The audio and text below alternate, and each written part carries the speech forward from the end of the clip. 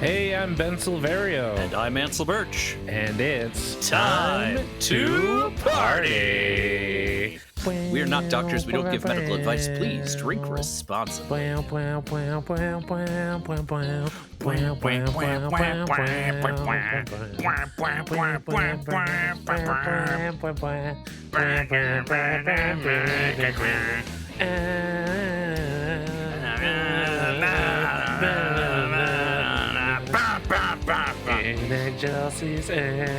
That song goes way harder than it needs to. It absolutely does. Cheers to that dude who wrote that song. Mm-hmm. I'm sure he's some important classical musician. In fairness, Twisted Sister may have done him some favors on that one. I mean, you know, as they do. Speaking of Christmas classics. Yeah. Party people, we're back again with another Time Woo-hoo! to Christmas party. Jingle them bells, y'all. No, that costs extra. Oh, okay. Yeah, don't jingle the bells unless the performer says it's okay. Yes, consent is sexy and mandatory. That's the important part to remember. Yes, we are in the holiday spirit. So instead of our usual bullshit, we're here with some Christmassy good times. Yes. That's the technical term for it, right, Ansel? Our bullshit? Yeah. Yes, that is the technical term. Yes. If you're just joining us in the middle of the month for whatever reason, A, we're glad to have you. Welcome. Yeah. But B, we probably like this movie. Yeah, exactly. But we talked about some other really good movies, and we've talked about a number of really good movies throughout the year. So maybe go check those out. Yeah, it's been a chock-a-block year, honestly. Yeah. Like what a great year. It's true. We've been very lucky to have some great guests, some great topics, and some great surprises like interviews and such. So hopefully we can continue that in the new year. But before we get there, we have a more modern holiday classic to discuss today. As you probably saw in the title, you know, when you press play.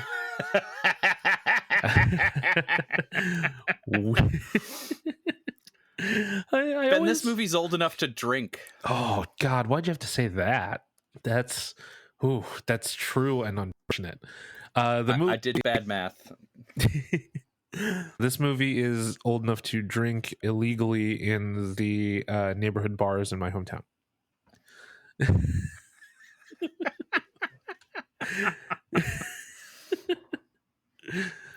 That's most movies, though, right? No, that's most movies. But if the movie can see over the bar, yeah, that's right. Yeah. Today we will be talking about the 2003 classic by Jon Favreau. This is Elf, starring Will Ferrell and James Caan. I believe it was Will Ferrell's first post SNL movie, if I'm not mistaken. Did I just make that up? I question that, but I am willing to accept it. I might have made that up. That's fine. Keep talking. I'll correct you shortly. Will Ferrell, feel free to give us a call and let us know if we're wrong. If you don't know about this movie, first, bah humbug to you. But second, here's what our good friends at IMDb say. Raised as an oversized elf, Buddy travels from the North Pole to New York City to meet his biological father, Walter Hobbs, who doesn't know he exists and is in desperate need of some Christmas spirit. Yeah, that happens for sure. That covers a lot of it. That does cover a lot of it. But, you know, it doesn't cover the Christmas magic. You know, the thing that makes Santa's sleigh fly and all that good stuff. Yeah.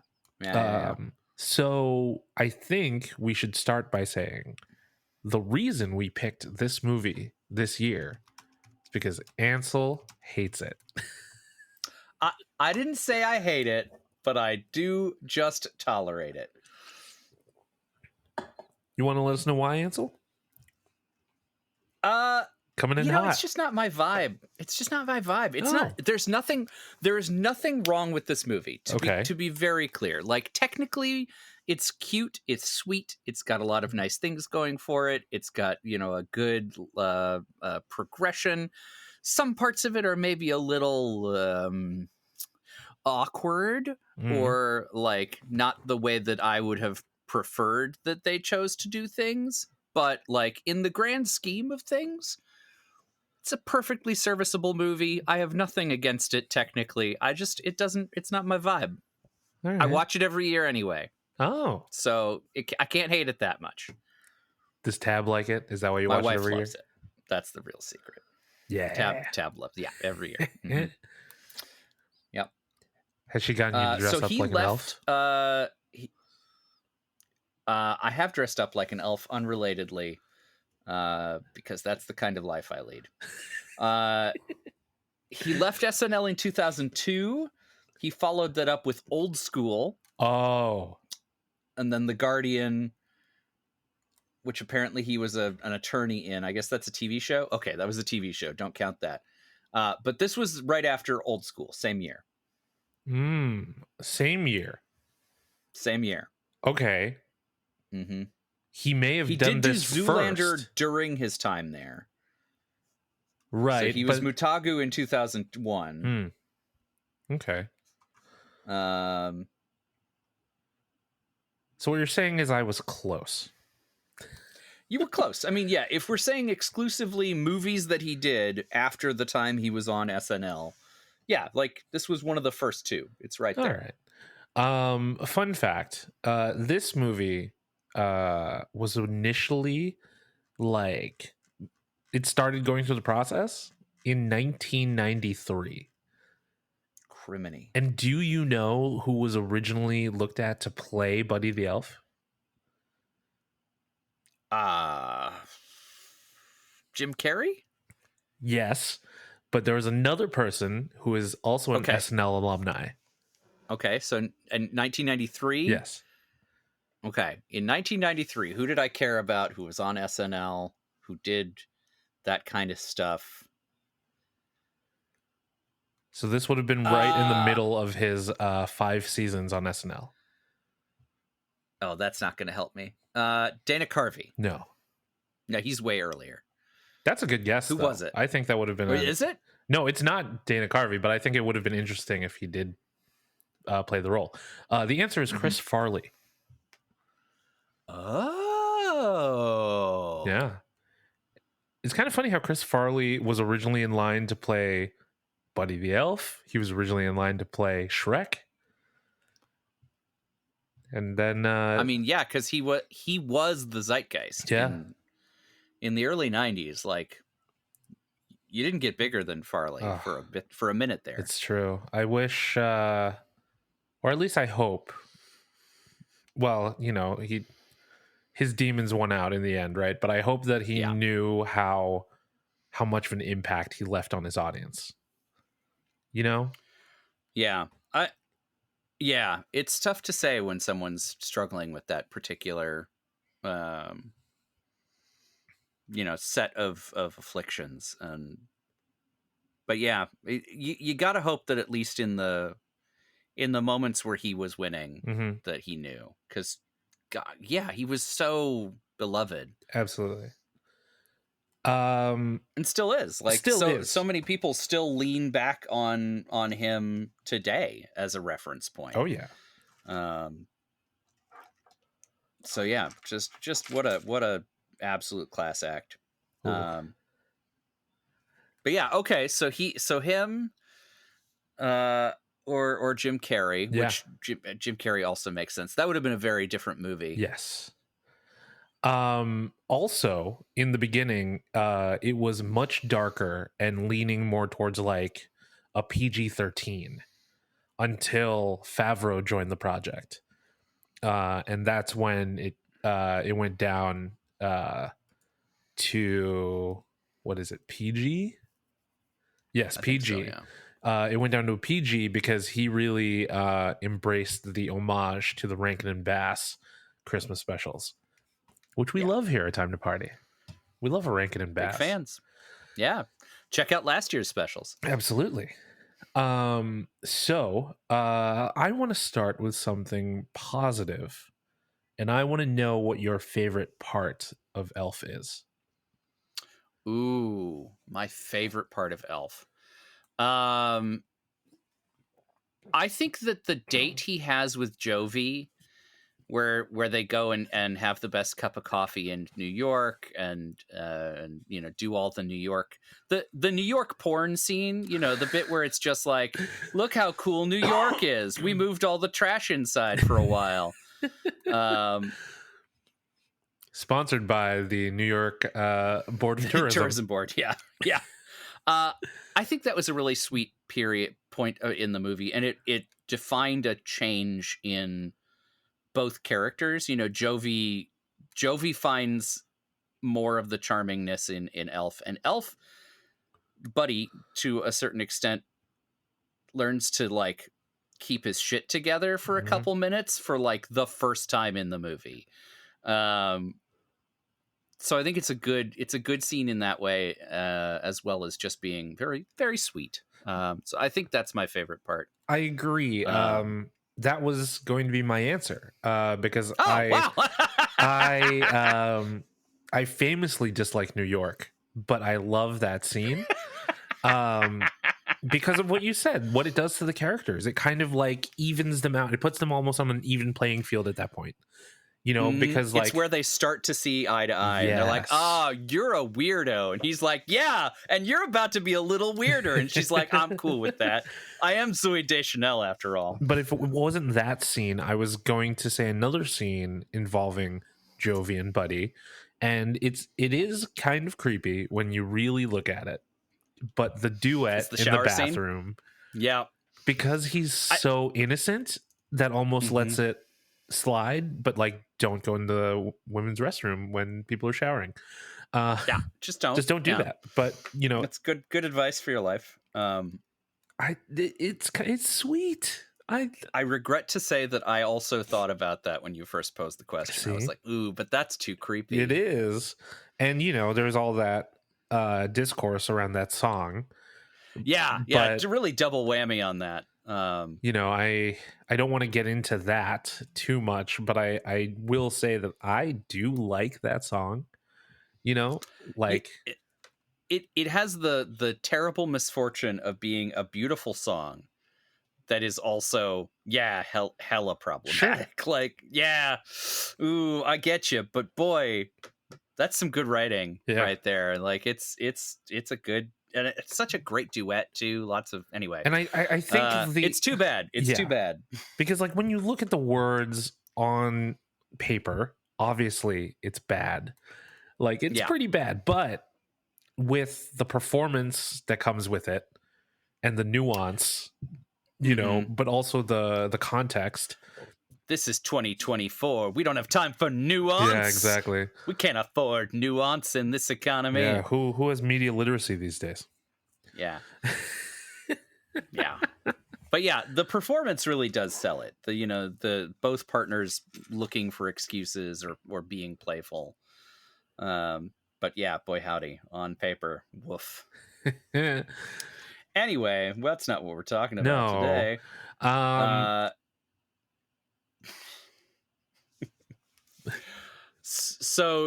So you really like that scene, and I have to agree. It's a beautiful scene in that it showcases his naivete, and it also sets up the like Deus Ex Machina at the end, if you want to think about it that way. It's not truly a Deus Ex Machina, but it is like, oh, we can solve this with the power of singing. Good thing we established way back at the beginning that Jovi likes to sing.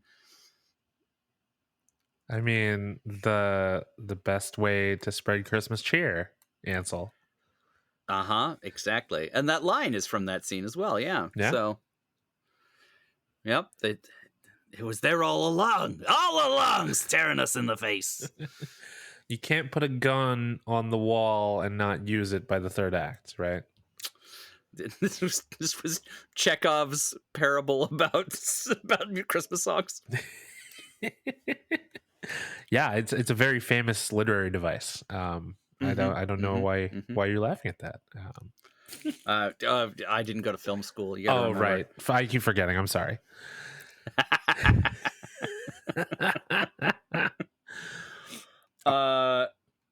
What? So we've talked a lot about Buddy and Jovi.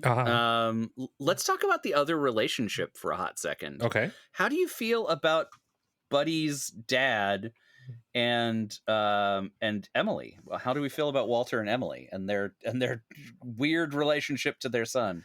Listen, Mary Steenburgen is eternally phenomenal. Yeah, truly. Like it could just be the characters that she plays, but they typically are incredibly charming. And it's hard not to be on their side of things, because they're often connected to these brutes and these idiots. Not idiots, but these stubborn dudes. She's always the I don't want to say like the sunshine, like she is kind of like a bright point, right? So immediately when I see her, I think of Back to the Future Part 3. But she's been in so many things that she's so good in. Elf continues that trend. The fact that she's with Stick in the Mud James Caan is like, what do you see in this dude? But then finally, once you see, like, there are little twinkles of it, right? Like you see him with Michael, like doing the fist bump, and like his whimsy to grab Santa's coat to try to distract the Central Park Rangers. Like, you've got to be a little fun-loving to work in children's literature, right? And we don't really see it in him until later, but it's there. Yeah. That is the part of that character that is so delightful, is the late stage evolution of the return of Walter Hobbs, the children's book believer. I mean, like, it's very easy to get jaded in any field, but if you're in like a dream job scenario, right? Like okay. So when I first started out in my career as a writer, I really wanted to break into professional wrestling. And I got advice from people who were working in the positions that I wanted to work in. And one of them said to me, don't do it, because you're going to hate it. And yet, as I kept, working in wrestling journalism and like kept following the products and, all those things, I did not get to a point where I hated it. I got to the point where I did tend to dislike some people who talked about it and some people who enjoy it. But I don't think I ever got to the point of hating it itself. And when we meet Walter Hobbs, it seems like he's at this point where he's really burnt out, and like the semblance of the guy that first started working in children's publishing maybe is there a little bit, but like not enough that he's going to put the last 2 pages to finish the book, so I think he's gotten to that territory where the person that I asked for advice about writing was like, yeah, man, you're gonna hate it. But we see him bounce back from it, and in a big way, especially when he finds his new star writer. Yeah. Nepo baby. Oh, that's why you don't like this movie.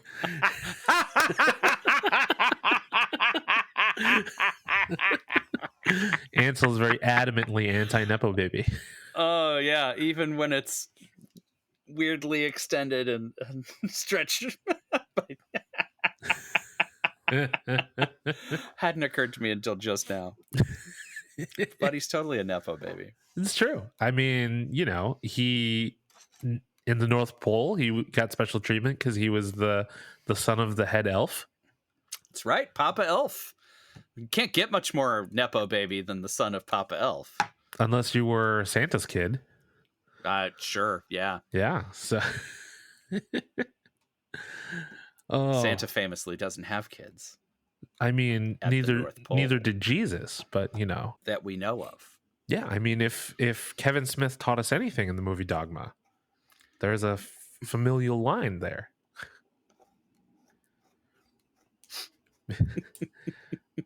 I wish I could quote the whole thing about Mary and Joseph and the virgin birth, but when the apostle is talking about how do you expect Mary to be married to Joseph for all that time and not get it on?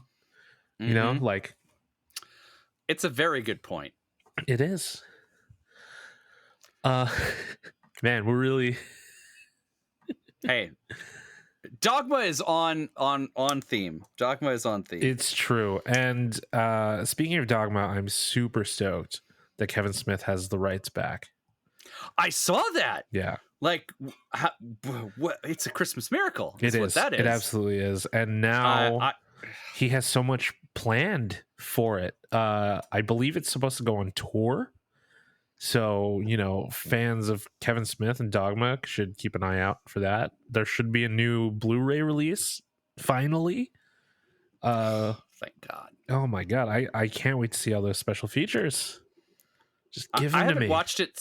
I haven't watched it since my VHS machine broke. Shut up. It's been a long time since I've seen Dogma. I love Dogma. I have multiple copies of it. I made sure to own the special edition DVD and the regular DVD. And sometimes when I'll see it in like a thrift store or an old, you know, like junk shop, basically, I'll just buy it. Like, you can never have too many of these.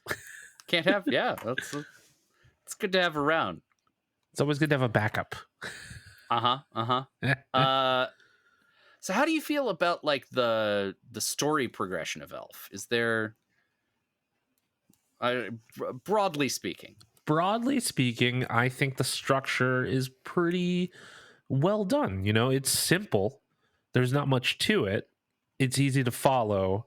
And I think that's why it's become such a classic, because it's one of those movies where you've seen it enough times, you know what's going on, that it can just be on in the background, and like whenever you catch into it, you instantly know where you're at. You know, it's not super complicated, which makes it easy for the whole family to enjoy together, I think. And that's a really important part of a holiday movie, right?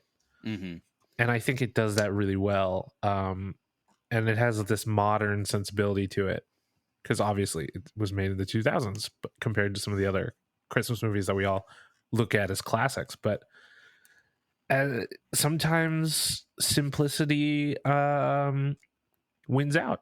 You know, not everything has to be interstellar. Yeah, you don't think that would pay off in a Christmas movie? Oh, Jesus Christ. If what's his name? If Chris Nolan decided to make a Christmas movie, I think we'd be there till New Year's. Like, yeah, it would just be. And I hate to admit it, but I'd watch it. You'd watch it. Yeah. Oh man, what kind of bullshit would he have McConaughey doing in that one? Saving Christmas, of course. Sure, yeah, I guess. But he'd first have to make a tragic mistake that endangers Christmas. Yes.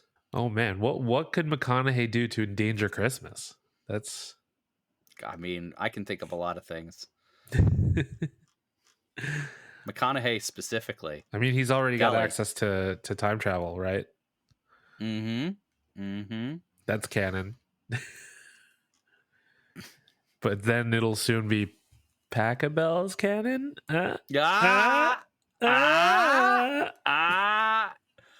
Oh man. Well, have we gotten to the part of our program where we should talk about some drinking and smoking rules, some party favors? Why not? This is the season of giving. And you know, Buddy likes to give syrup and snowball fights and really cool toys that he didn't pay for, but uses them to make cool displays anyway. We're gonna do that, but you know, they verbally. didn't leave the store. That's true. They didn't leave the store, but I'll bet those inbox collectors were really upset. Oh my God. Well, I mean, the store's just gonna write that off. I mean, that's true too. Don't feel bad about stealing from stores. Yeah. If you thought you saw someone taking food, you didn't. No, you didn't. No, you didn't. No, you didn't. Anyway, for our famous time to party drinking and smoking rules. I was about to say world famous, but I mean, according to our demographics, we have listeners around the world, right? We truly do, yeah. Hey, it's not just Warwick when he was living abroad. Oh, that's awesome. That's good to know. Thanks for tuning in, guys and gals, and all of y'all. We appreciate you, everybody. All. Especially you, Arctic Puffin. So my first rule is take a drink the first time we see someone who got way more famous after this.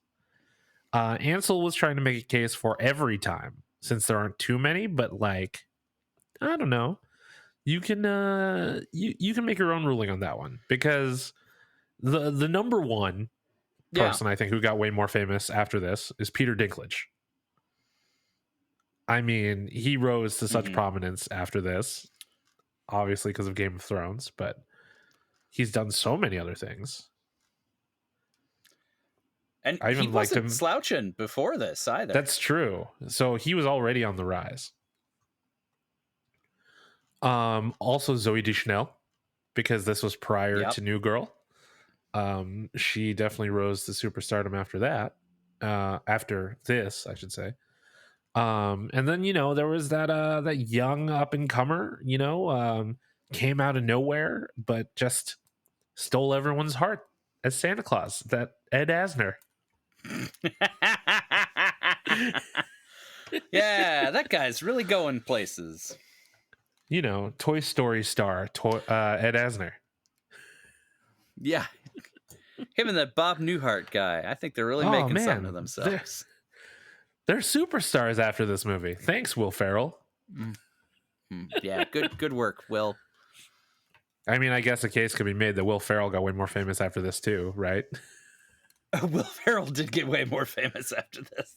But also, behind the camera, even though, I mean, he does appear in one scene as the doctor, Jon Favreau, the director, got way more famous after this. I mean, the Marvel Cinematic Universe wouldn't be here without Jon Favreau.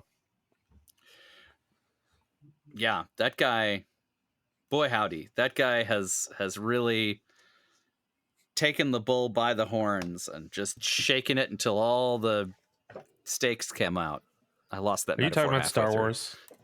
Sounds like you're talking about Star Wars. I am talking about Star Wars. Yeah, yeah.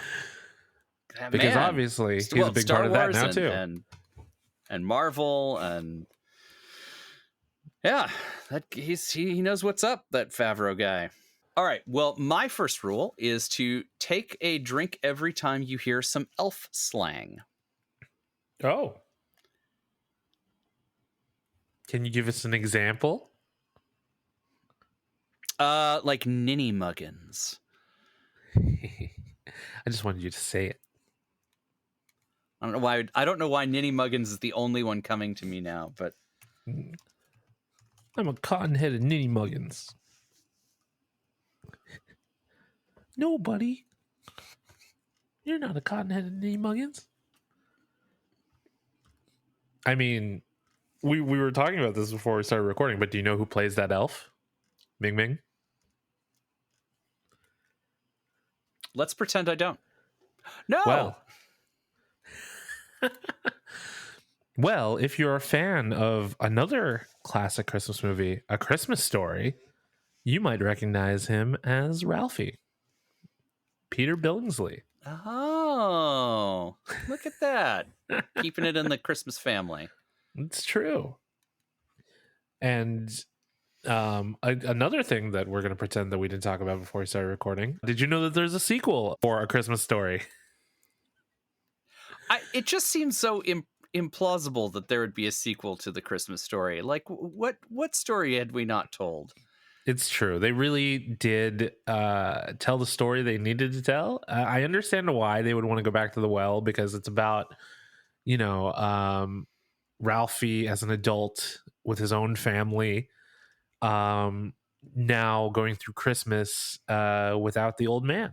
And that's certainly a relatable thing that that the audience goes through, loss and the holidays and things like that, because it's hard to go through the holidays without some people being there, right? But a Christmas story doesn't really need to exist, but it was fine.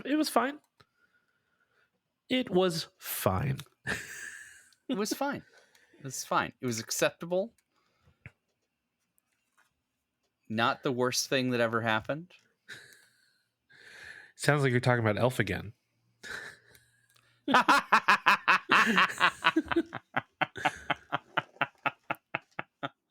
I'm a permissive man. I'm willing to let a lot of things exist, even if I don't particularly love them. It's just so funny to me because this movie is so whimsical and jolly, and it seems like something that will be up your alley.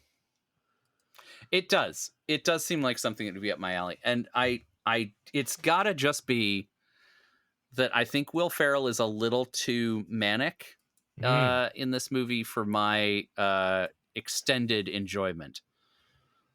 I mean, that's fair. It's the only thing I can think of. So it's purely vibes. And you know me, I do love those vibes. So when vibes are off, I get it. My next rule is a shot rule, because after this most recent viewing, I had a realization that I did not like. Take a shot when you find out the age of the mailroom clerk and you're older than him. Oh. Yeah, the mailroom clerk that Buddy befriends, who shares his syrup with Buddy, reveals that he is 26. First of all, bro, you need to cut back on the syrup if you're 26 and you look like that. Yeah, it's not the years, it's the mileage. Right, exactly. But man, to be 26 again. I remember it well, Horatio. I feel like I never left. I feel like I'm still there. It's just a realization I had when I was watching the movie this recent time. And I'm like, wow. But then, you may start going down a deeper hole where you're like, oh my God, how many of my favorite fictional characters are now younger than me? First off, phrasing. Secondly, the good news is in real life, he is much older than that. Oh, okay. He was born in 1957. Ah, got it. Well, that's good. But hey, I mean, we're not going to be older than Indiana Jones, at least, right? Yeah, you'll never be older than Indiana Jones. It's true. So I mean, we've got that. That's good. I don't think we'll be older than I don't know. Maybe maybe your favorite fictional character is Beetlejuice. He's thousands of years old. You're never gonna thousands. Yeah, never be older than him. Tom Bombadil won't be older than that guy. Definitely won't. I watched Beetlejuice finally when I returned to Chicago. It was fine. It was fine. It was fine. That's too bad. There were elements that were very good, but because there was like extra plot that didn't really add much, but it could have, because there were moments where you thought it was going to all come together and then it doesn't. And I'm just like, all right, I guess it's fine. But if you really love the Dietzes, sure. It's nice to join 3 generations of Dietz women as they continually outsmart the Ghost with the Most. I mean, that's the reason for the season, truly. Yeah, truly.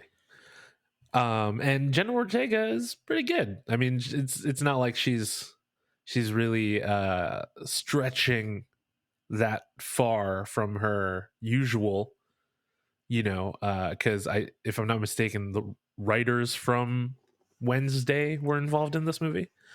That is my understanding. Yeah, Yes. so she wasn't really stretching too much, but she's just proving that she's got it down, Yeah.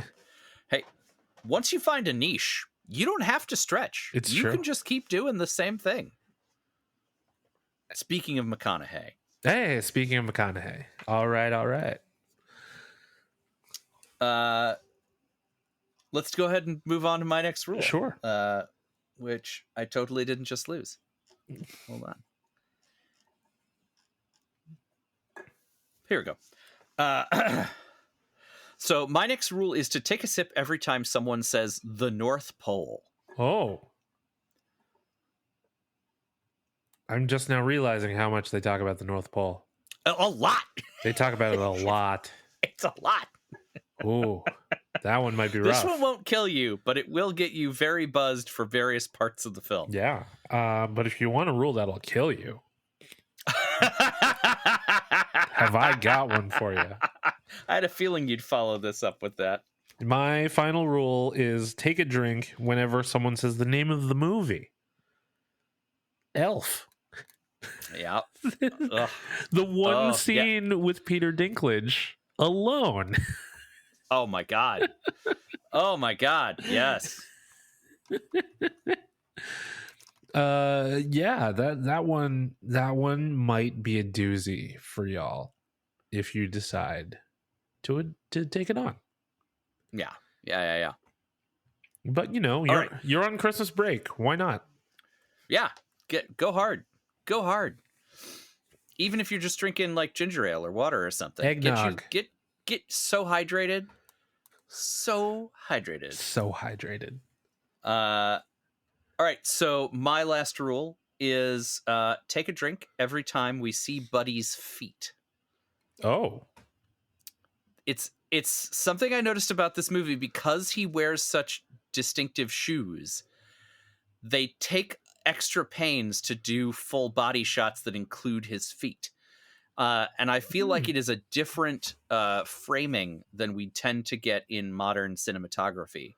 And I think that's also contributes to the whimsy of the whole thing, is that we're seeing more of the frame. Are you sure you didn't? Are you sure you didn't go to film school? I'm pretty sure. I did take a couple film classes, but they were on like Russian cinema from the Soviet era. So, on brand. Yeah, on brand. That class was titled "Why Russians Drink Vodka." Ooh. It was actually very good. But yeah, I noticed it because there were so many shots where you could not have cheated the set. Like there's no shooting somebody from the shoulders up and pretending that they're in Times Square or whatever. Mm-hmm. They had to be on the pavement in this Times Square with the stuff, like everything had to be there because of the way they framed it. That's so interesting. And Will Ferrell's so big. He's just huge. A very big man. He's a very large man. So getting him in frame is no easy task. But for bonus points, I do have a shot rule for us. For Ray Harryhausen, the great the great master of stop motion, Ray Harryhausen. Yes. Who got to do a voice in this movie. Like they did all the stop motion stuff, and obviously he didn't do the stop motion himself, but they included him in that sequence, and that's really beautiful, I think. And that's one thing I love about filmmakers like Jon Favreau and Kevin Smith, and just these people that will pay homage to what came before, right? Mm-hmm. So as we mentioned before, Favreau wanted to use Elf to pay homage to the Rankin and Bass stop motion stuff that have become so synonymous with the holiday season. And so to include someone as legendary as Harryhausen, it's great. You love to see it. Yeah. Yeah, I grew up on Clash of the Titans Mm-hmm. and Jason and the Argonauts and oh god, what was the other one? Sinbad, his Sinbad. Mm-hmm. Truly just I cannot overestimate how much my willingness to accept chintziness in my special effects is due to Harryhausen. Because the spirit is there, and that's what's important, and I do truly believe that.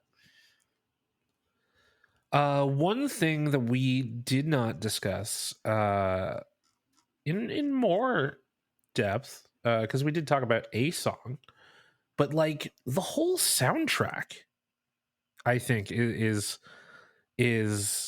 great. You know, other than Baby It's Cold Outside, you know, you have like a wonderful smattering of Christmas songs, like from many genres. You know, you have Winter Wonderland by Ray Charles, and then the Nutcracker Suite by Brian Setzer Orchestra, and then like the Ella Fitzgerald, the Sleigh Ride, but then Pennies from Heaven by Louis Prima. Beautiful. Even just the background orchestral like soundtrack stuff is Yes. great. Yeah, top notch on the music. Who did the music for this? The score to the film was composed and conducted by John Debney. Never heard of him. Great work. Good job, John. While you may not have heard of him, you definitely know his work. Oh, I mean, yeah, that's because scores work. You specifically definitely know Star Trek The Next Generation, Star Trek Deep Space Nine, Doctor Who. Oh, shit. All right, I take it back. That's my boy. He also and the Orville. Yes, and the Orville. He also provides music for a number of Disney attractions in the theme parks. So he composed the music to Phantom Manor, which is the equivalent of the Haunted Mansion. Wow. Yeah, in Disneyland Paris. He also did Spectral Magic at the Magic Kingdom in Walt Disney World. This man has done so much stuff. He's done everything. Yeah. I also love that his credits include The Little Giants. Nice. You know, who doesn't love a little kid sports movie, right? Not me, but you know, good. Hey, I off. didn't like playing the sports as a kid that age. I liked watching movies about the sports that I was supposed to be playing, like Mighty Ducks, which I get. Oh, anyway, yes, John Debney did a phenomenal job with the score. I'm curious now because Elf does have a stage adaptation that is a musical. Do you think he might have done the music for it? I'm curious because it was also turned into a TV special. So now there are so many ways to listen, or not listen, but to experience Elf, which I'm sure you're related to hear. Yeah. Hey, maybe the other versions will be even more tolerable by virtue of having slightly less of Will Ferrell in it. Well, in the stop motion animated TV special, there's only one cast member who reprises his role from the original film, and that is Ed Asner as Santa. We get, are you ready for this cast? Because this is wild. As Mr. Greenway, we have Gilbert Gottfried. As Jovi, we have Kate Micucci of Garfunkel and Oates fame. Also Yeah. Scrubs. We have Mark Hamill as Walter Hobbs. Sorry, what? Yes. And Jim Wow. Parsons as Buddy. Huh. I think it's fun. I mean, I think you should check it out.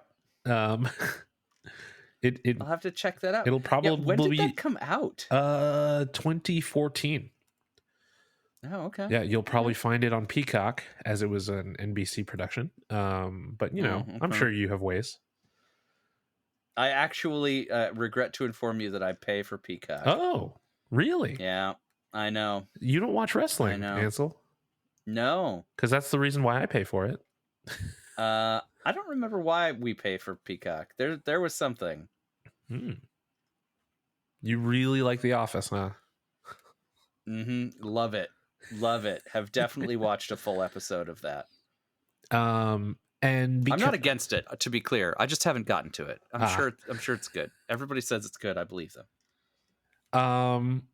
Another because somehow everything comes back to Cheers. Not only does Elf the movie feature a number of performers who have appeared in the Cheers verse.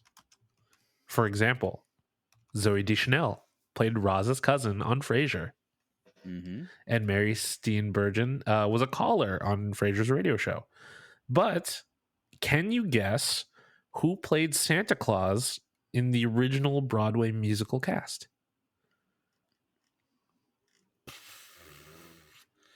I mean, I'm assuming it's a legend. A legend from the Cheers verse.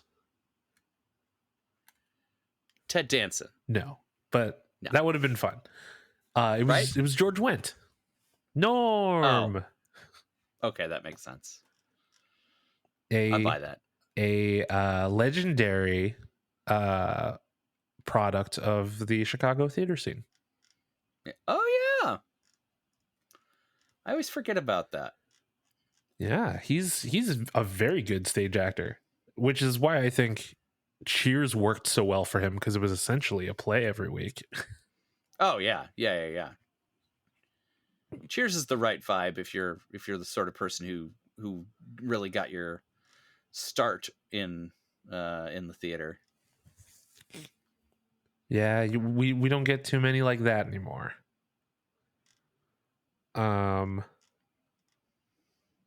Oh, interesting. I'm at the section on the on the Wikipedia that talks about a sequel that was apparently reported for Elf. Oh. Yeah, it was going to be called Elf 2 Buddy Saves Christmas, which is kind of what happens in the first one, right? Right? Is that the one that Will Ferrell was like patently no, yeah, I will not? That's exactly what it was. And Favreau was insistent that a sequel could happen, and Ferrell reiterated that it won't. But yeah, James Caan said in 2020 that the possibility of a sequel was unlikely due to Ferrell and Favreau not getting along. Oh, interesting. Drama. Huh. Well, I wonder, is it that they don't get along, or that they don't agree on this particular thing? That's very possible. Let's see. Okay. Here is the quote from James Caan. We were going to do it, and I thought, oh my God, I finally got a franchise movie. I can make some money, let my kids what the hell they want to do. And the director and Will didn't get along very well. So Will wanted to do it. He didn't want the director, and he had it in his contract. It was one of those things. Interesting. But honestly, I feel like Will Ferrell's right about this. Elf doesn't need a sequel. Yeah. What could you possibly do that wasn't covered in the first one? Absolutely. Like, He saved Christmas. He had a coming of age story. He found family. Yep. He kept his existing family. Mr. Norwal. Nothing could be improved by a second go, I don't think. Sure. At that. And I think the evolution of Elf into a musical and then the stop motion animated TV special that it was paying homage to in the first place, I think that's fitting. Like, yeah, I wouldn't say that it's not ripe for derivative work, yeah. but I don't think you don't need a whole other movie to follow this character. Like, what happens? He has something gritty happens to him and he has to come back from it. Like, no. Ansel Burch, is Elf worth your time?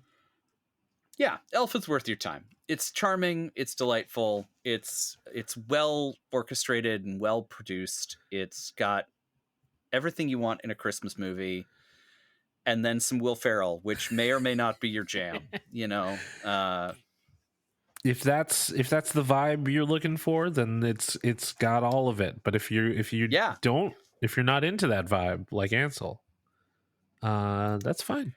It's okay. If you're feeling real caffeinated that day, maybe that's the time for your first watching of Elf. Which, if you haven't seen it already, like, first off, I don't know how you managed it. Yeah, right. Because now, what is it? Is it TBS? No, not TBS. TNT? Or one of the stations plays Elf for 24 hours now. Well, that's cute. Or at least they did 1 year. Just, where do people go to watch TNT outside of, like, doctors' waiting rooms these days? I can tell you that wrestling fans watch TNT on Wednesdays. Like actual TNT? I believe so. Huh. Yeah, AEW. I just assumed there was a TNT app that you got and you could watch only the bits of TNT you wanted to. Granted, I'm sure many people use the app to watch it, but yeah, you know, this is 2024. You're not watching commercials normally. You're watching commercials that have been fed to you by an algorithm in the middle of your streamed content. My God. Thank you. And they all are the same commercial of Busta Rhymes talking about Walmart. Uh-huh. This is why none of us know about the new cereals anymore. Oh my God. Are there even new cereals anymore? Aren't they just making the same old stuff? Maybe innovation in the cereal space has died in the dearth of opportunity for commercial advertising. Oh, Magic Spoon. You could find us on the internet. I'm at bsilverio20 on Instagram, Blue Sky, Letterboxd. You know, we should really revisit the things that we're on in these, because I have. Yeah, there's so many that I forget what all of them are now. I have officially dumped X. My accounts are still there. If anything gets posted, it was a robot. But you can find me at The Indecisionist on all the Meta properties and Blue Sky. And you can also check out my free monthly online gaming event, ttrpgpickupcon.com. You can use the hashtag time2party. That's time, the number 2 party, to join the conversation.